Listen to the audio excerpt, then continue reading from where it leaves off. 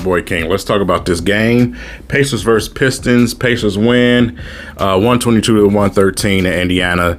Dwayne Casey did not coach tonight for personal reasons, but we've seen pretty much the same thing. Nothing different. Really, pretty much was like he wasn't even missing out there. We've seen some of the same stuff. So we did see an increase in pace tonight. That was very important. I actually love it. 28 points, in fast break situations is something that I haven't seen in a very long time with this team. I liked it. It was going well for a part of the game. And then for some reason we went away from that, and that's the thing. That's just been the thing with this coaching staff is this inconsistency in what we do. We seen a point in the game where we ran pick and roll and it was successful. It was helping out Isaiah Stewart a lot. And then we went away from it. So, these inconsistencies is killing me. You know what I'm saying? I get frustrated watching the coaching staff. Not necessarily the players. The coaching staff, I feel like, are just not putting them in the greatest positions to be successful.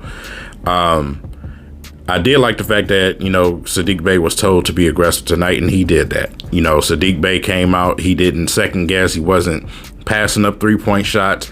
He came out with the mindset of, listen, I'm going to score, and that's that. You know what I'm saying? And it obviously was successful for him because he ended up with 28 points because of it.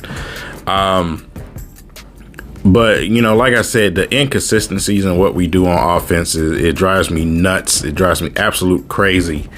And even on the defensive end, we, like I said, we come up too high on the defensive end and end up, in a situation where we get penetrated and it just ends bad every time. You know what I'm saying? I just don't like this this defense that we doing right now. Everybody overshoots. All of our guards overshoot, man, and it kills us. And then on the offensive end, this sitting in the corner stuff. Oh God, bro. At this point, what I'm saying, with Killian Hayes, for instance, 3 shots tonight. 3. I know, he had the brace on his thumb tonight. I get it. You know what I'm saying? It was a point in the game where he actually took it off because he was frustrated with it. But 3 shots tonight, man. 1 for 3 tonight. Only shot the ball 3 times, basically just sitting in a corner.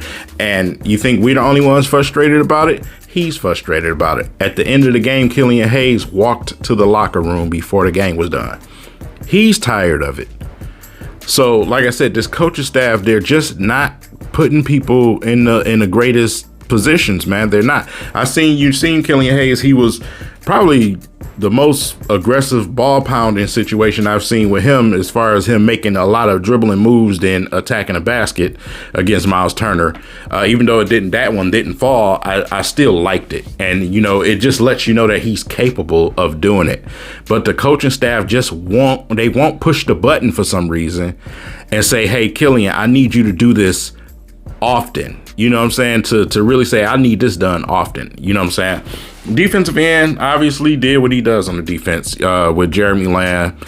Jeremy Lamb ended with 11 points, but it was at least about 4 or 5 possessions where I seen him lock him down, and I was impressed with that. But Karis LeVert, on the other hand, man, gave everybody the business who touched him. You know what I'm saying? Whoever got in front of him, he gave him the business simply because we have zero respect when it comes to the paint. He attacked. That's just what he did tonight, man. That hole is just going to continue to kill us. We have that hole, man. Cade Cunningham tonight, 19 points tonight for Cade. The most important stat for me tonight, because he's going to give you those 19 points. He's going to give you 19 points, 6 rebounds and some assists. But the most important to me is he cut down the turnovers tonight. 2 turnovers a night instead of 6 or 7 is a hell of an improvement for me. That's the most important stat for me right now with Cade Cunningham. He's going to score his points, bro. I wanted to see him be a little bit more aggressive at times, but like I said, this offense that we run in, sometimes it just doesn't bode well for some of these guys, man. You definitely should have had some more free throws tonight, but the rest wasn't generous. You know what I'm saying? So a lot of contact going to the basket a couple of times for him. Even with the Killian Hayes, when he made that shot, he was fouled on that shot. They still didn't give it to him. But as far as our backcourt, man, that's pretty much what it was tonight. Like I said, you got Frank Jackson coming off the bench again tonight, giving you 18 points, man. 3 for 6 from three, you know what I'm saying? And 7-11 from the field. So Frank Jackson is fully, back to himself. You know what I'm saying? He's been consistent with this thing. So he's back to himself. We can say he's out of that funk. But then when we look at Saddiq Bey, we have to kind of this, with sophomore slumps, man, it comes and goes, you know what I'm saying, throughout that season. Hopefully this ain't the situation with Saddiq Bey, but, Saddiq Bey has been on a lot of people's, crap list lately. A lot of people have been disrespecting Saddiq Bey. Acting basically just zeroing out everything he did last season for you.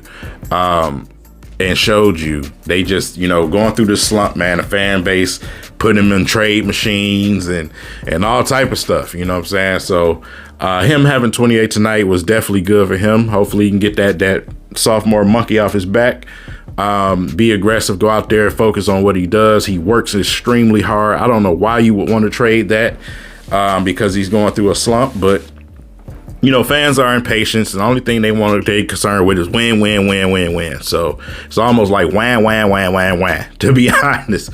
So, like I said, I'm not even concerned with that right now. I'm concerned with development. So that's my biggest issue right now is the way that I'm seeing this development being done. Obviously, we do have holes. That's obvious. But, for what it's worth, we're not helping with the way that we playing some of these guys either, man. For instance, there was a play finally where Hamidou Diallo, I felt like, was able to come off some screens and attack the basket. That is where he flourishes. And it is very rare that we get that from here. We're passing Hamidou the ball in the corners at the top of the key. That's not what he is, bro. Bring him around some screens, let him attack the basket, set him up, throw him some alley-oops. We don't do that. Isaiah Stewart. Some people think Isaiah Stewart, he's a backup center. Obviously, you can't even argue with him just because of the way the Pistons play him. You ran the pick and roll a couple of times with him and Cade Cunningham tonight, and look what happened. They both did well with it. Kay and Killian are pick and roll guys. They're not guys you sit in the corner or just have, out there trying to make magic happen. That's not what they are. So, like I said, you had a few examples of that stuff tonight. Something that, you don't really often see with Dwayne Casey, to be honest. He just stuck and stagnant with this damn offense that he got. I can't stand it personally. But you did get a few examples of it tonight, so it is what it is. Saban Lee got in tonight, man. Saban had 11 points tonight. Shot the ball 7 times, man. So it was good to see him in. I don't even understand what the point of bringing Livers in tonight was if you only played him for 5 minutes. You know what I'm saying? That you could have did that in garbage time or something. You know what I'm saying? You brought him in for 5 minutes and that was it. I don't even know what that was about. Got in, shot 2 3-pointers, didn't make them, but still, you know what I'm saying? I mean, for a debut, you know what I'm saying? It's just like in the very first half of the game for 5 minutes, like, what are we doing? You know what I'm saying? So, whatever. But yeah, something like I said, a lot of the things I just don't understand that they do. Trey Lyles continues to get too many minutes. 22 minutes tonight, did nothing but nothing. Just pump faked everybody to death, missed multiple layups tonight, and still chewed up all the minutes. No minutes for Garza. You know what I'm saying? Simply chew up none of the. You got Pickett on the bench too. Pickett was on the bench. All of these guys are DNP. Their coach's decision. They didn't play because of coach. Josh Jackson didn't play today. You know what I'm saying? I don't know what this is, bro. I don't with this situation that you in, you don't have a set amount of guys. You put guys in who can play. You know what I'm saying? Who's going that night. That's what this is. But we all know the Pistons probably ain't trying to win a lot of games. They probably don't want to win nothing, to be honest. Banchero is on the brink. You best believe it. Him or Chet are on one of those two. Holmgren or Chet well, some people say Banchero. I say Banchero, whatever.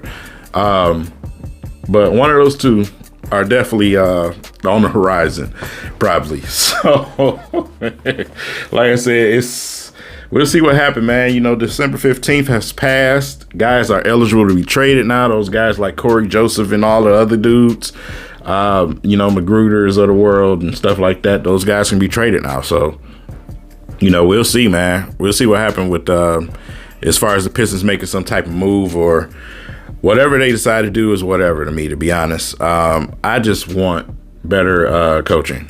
I just do. I just want better coaching because that is the biggest problem that I see out there right now.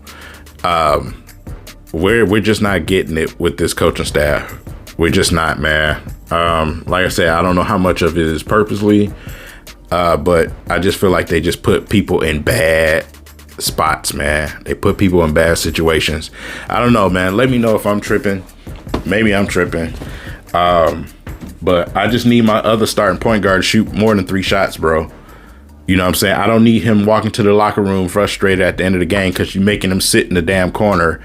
You know what I'm saying? So it's like, come on, man. You know what I'm saying? And he starts. You know, he starts. You know what I'm saying? I get it. He plays great defense. That's the first thing they run to when somebody questions him about it, especially Dwayne Casey. You know, he played great on the defensive end. Bro, what are you doing with him on offense? Are you going to run plays for him? How often do you call plays for Killian Hayes? When have y'all seen a play with him coming off the screen for him to get to the basket or for him to get an open shot? When have y'all seen that? It's always him setting up somebody else. That frustrates the hell out of me.